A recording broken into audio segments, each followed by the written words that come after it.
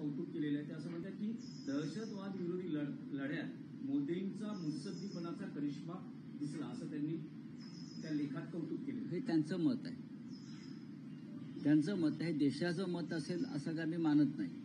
हे त्यांचं मत आहे. मुळात ऑपरेशन सिंधू हे यशस्वी झालंय का अशी लोकांच्या मनात शंका आहे.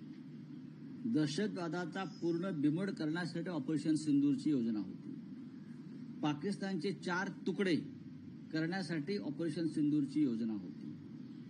पाकिस्तान परत आयुष्यात उठणार नाही आणि भारताकडे वाकड्या नजरेनं पाहणार नाही यासाठी ऑपरेशन सिंदूर होतं.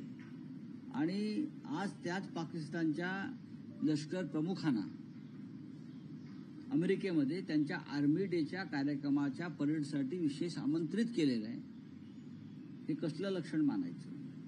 प्रेसिडेंट ट्रम्प आतापर्यंत 17 वेळा सांगतायत की हिंदुस्थानने जो दहशतवाद विरुद्ध पाकिस्तान विरुद्ध लढा पुकारला होता तो मी थांबवला. ऑपरेशन सिंदूरची जी काय भूमिका आहे या भूमिकाला छेद देणारं प्रेसिडेंट ट्रम्प वक्तव्य करतात आणि आमचे मुत्सद्दी वगैरे काय प्रधानमंत्री जे म्हणतात आमच्या ताईसाहेब ते त्याच्यावर अजून एक अक्षर काढत नाहीत तोंडातून. हा या देशाचा अपमान आहे. प्रेसिडेंट ट्रम्प हिंदुस्थानच्या सुरक्षेच्या बाबतीत आंतरराष्ट्रीय आणि राष्ट्रीय हस्तक्षेप कशा प्रकारे करू शकतात?